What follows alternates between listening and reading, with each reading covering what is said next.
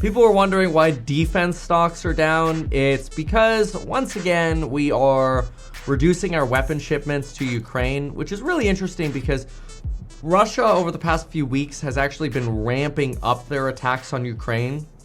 The more distracted the world has become with Iran, and the more Putin is visually trying to showcase himself as the mediator of hostilities around the world, like, hey, Trump, I'll help you with Iran.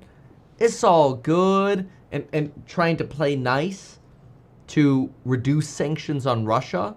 Russia has been amplifying their attacks on Ukraine, not only with drone strikes or airstrikes or more aggressive incursion into Ukrainian territory, but at the same time, the U.S. is now, quote, halting key weapons for Ukraine in a new sign of weakening support for Kiev. And frankly, Putin is jumping on this. Withholding Patriot air defenses. What else do we have here? Let's see. Washington. The U.S. has stopped the delivery of air defense interceptors and other weapons intended for Ukraine and is using them instead to beef up the Pentagon's stockpile.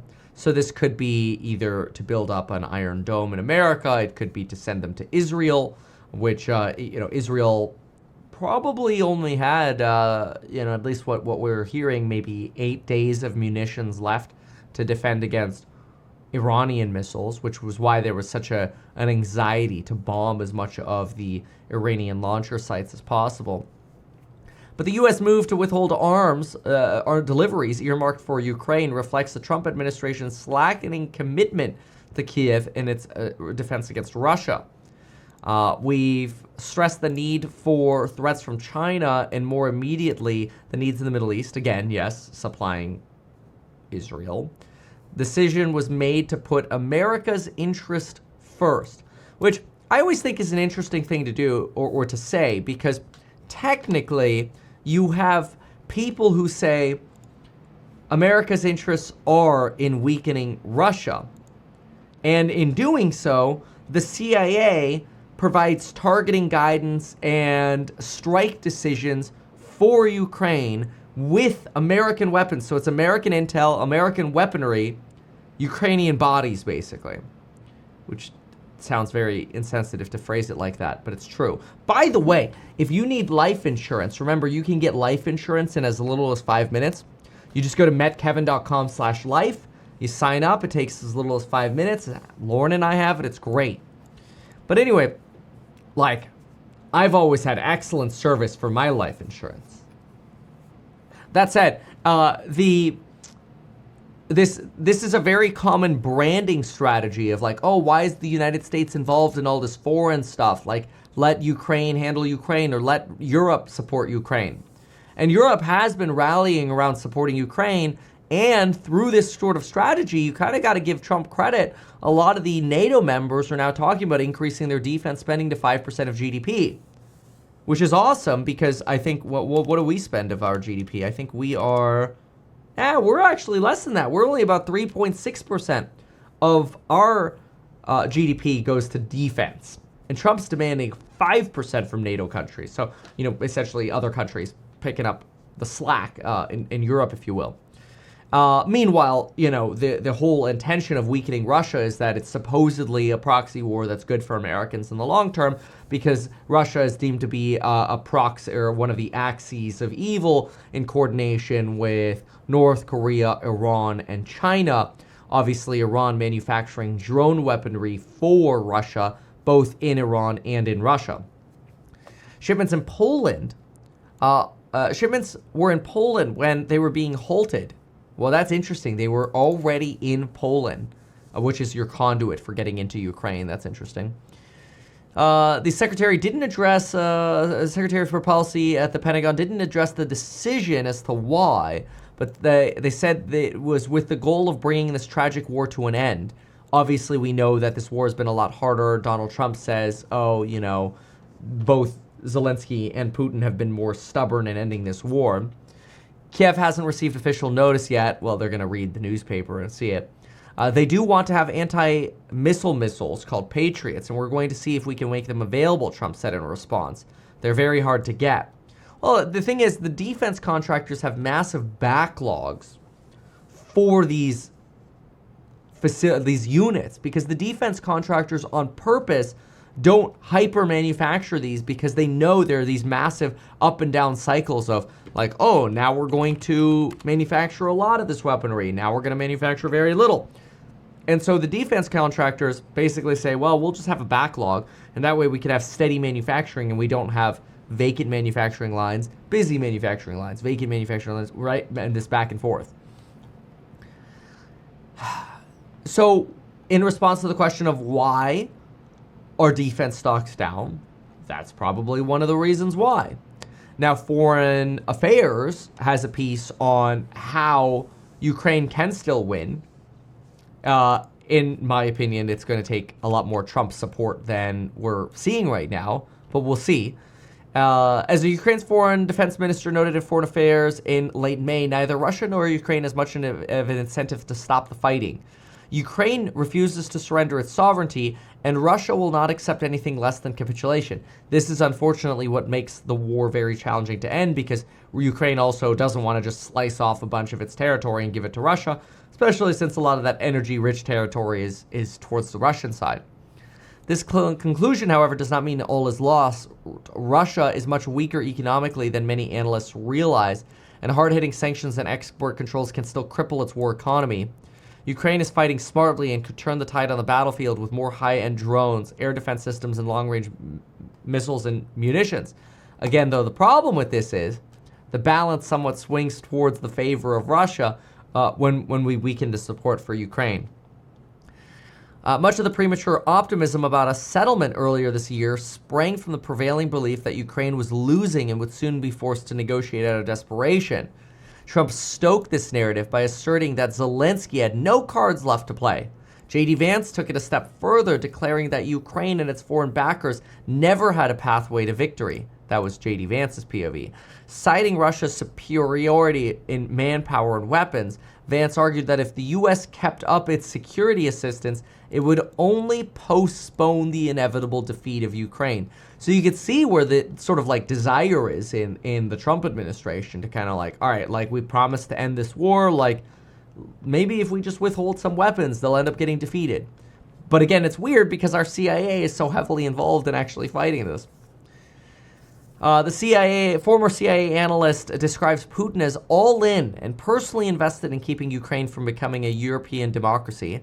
Makes sense, especially since a lot of people think that if this war settles, it would have to come with a settlement that Ukraine promises to never be a member of NATO, but people think it would become a de facto member of NATO, sort of like an unofficial member of NATO with the promise. And because like if you give Ukraine security guarantees from Europeans, you're basically saying they're a member of NATO.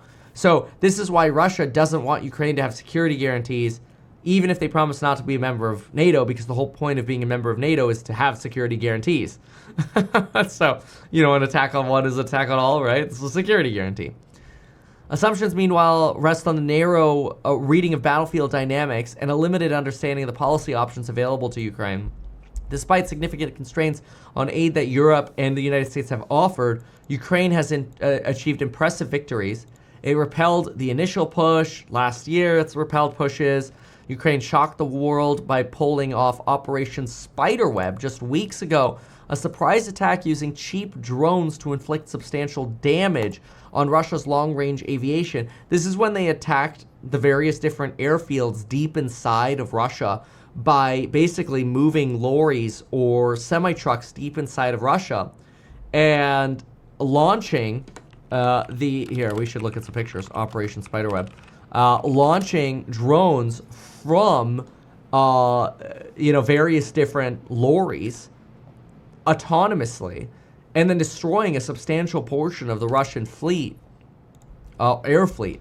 So if you look around a little bit, it was a covert drone attack carried out by the Security Service of Ukraine, the SBU, deep inside of Russia on June 1st, so a month ago.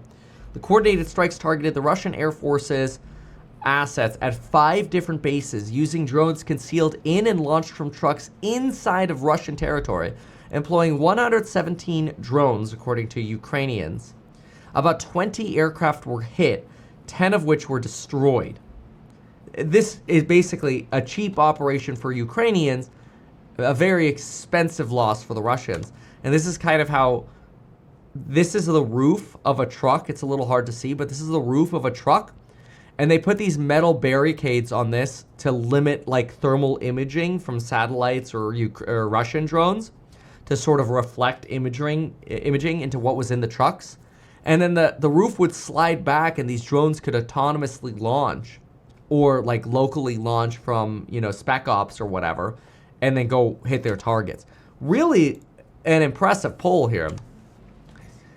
So what's consistently hindered Ukraine's war effort was not Kiev's lack of manpower, but rather an insufficient supply of military capabilities. So in other words, Ukraine fights really well. The problem is they don't have as many weapons. And that's why this halting of weapons here from the US, it just hurts Ukraine more. Again, a lot of Americans are like, good, we should be out of this. But again, we're literally the ones guiding a lot of this with our US intel on purpose to weaken the Axis. So it's sort of like an interesting play, like position, like, okay, what's the right answer? That's what makes foreign policy so hard. When some of the systems did finally arrive, Ukraine was prohibited from using them on strikes inside of Russian targets until the United States relaxed the rules in mid-2024. Basically, because the CIA can sort of gate, where you're able to target these weapons. When it comes to punitive economic measures against Russia, international response has been somewhat half-baked. The United States and the G7 crafted sanctions and export controls that were thought to pack a powerful punch, but in fact had so many mitigations built in that they were robbed of their full impact. Basically, Russia has been able to export their oil, their fertilizer continuously, and they've been able to keep a wartime economy going. Okay, so we talk a little bit about the economy here. Ukraine's using every tool in their toolkit. I was looking into this a little bit yesterday. But I want to look at the China portion. So, yeah, it is also important to recognize that China is no longer waging war alone. It has found steady backing from a coalition of autocratic states, backing that has allowed it to weather the bite of Western sanctions. Yeah, like exporting oil to China. As sanctions hold and component shortages mounted, the Kremlin was forced to ration weapons, and North Korea, mind you. By the fall of the year, however, Iran began supplying Russia with drones. By 2023, China emerged as a primary supplier of weapons, and North Korea provided long-range ballistic missiles and later troops. This makes sense because the axis of aggressors, they call it, do not want to see Russia defeated because it keeps Russia strong with China and North Korea and Iran. This is why this is so complicated. Turning the tide. Putin's ambitions to dominate Ukraine is unlikely ever to diminish, even as Russian casualties approach 1 million. It's just crazy how this keeps going. This is why there's this desire to keep it as a forever war. Ukrainian allies have a choice. They can continue the current approach of stillborn diplomacy while in the background sending weapons, or you basically just give up on Ukraine and they fail, which strengthens the Axis, or you increase your efforts, which does not seem popular with J.D. Vance or Trump right now, because, again, there's the policy of America first.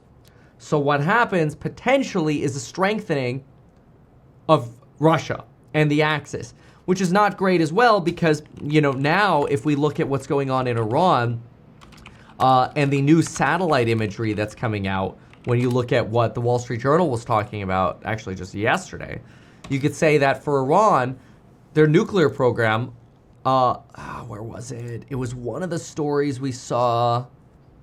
We saw Iran suspends cooperation with the IAEA. That's old news. But there's also, in one of these Wall Street Journal articles over just the last few days, we've been talking about how new data is showing cranes at the Fordo facility potentially to unbury what's going on at Fordo. Cranes at Fordo, Wall Street Journal. They were just talking about this yesterday. Anyway, there's satellite imagery of cranes at Fordo, and basically the Iranians starting to excavate to assess how bad the damage was. And now the question is, what if it's not that bad? Is Iran going to want to, are they going to be motivated to get back to work? And were they only set back weeks? Again, strengthens the axis, right?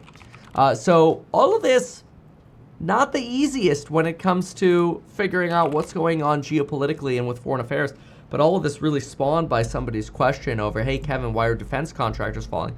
Well, it's because we don't have this blank check anymore for Ukraine. Here it is. Satellite images capture activity at Iran's Fordo sites after strikes. And the images released during the debate of the extent of damage of U.S. airstrikes followed days of strikes by Israelis. President Trump says that the sites were obliterated. An initial assessment by the DIA suggests that maybe we only set them back a few months. Now what we're finding is excavators and cranes are at the site. This is a zoomed in picture of Fordo. And vehicles basically by the impact sites and tunnels. And this is evidence that the Iranians want to understand what they have. And that's potentially why we're seeing a delay in negotiations now, because the Iranians are going to go unbury, their facilities to see, all right, how much damage did you actually do? Because if you didn't do a lot of damage, your leverage to negotiate maybe isn't as strong as you think it is. So this Iranian problem, while it feels over right now and the ceasefire is holding, may not be over. And it really ties in to what's going on with Ukraine as well. It's crazy. Why not advertise these things that you told us here? I feel like nobody else knows about this. We'll try a little advertising and see how it goes. Congratulations, man. You have done so much. People love you. People look up to you. Kevin Paffrath there, financial analyst and YouTuber. Meet Kevin. Always great to get your take.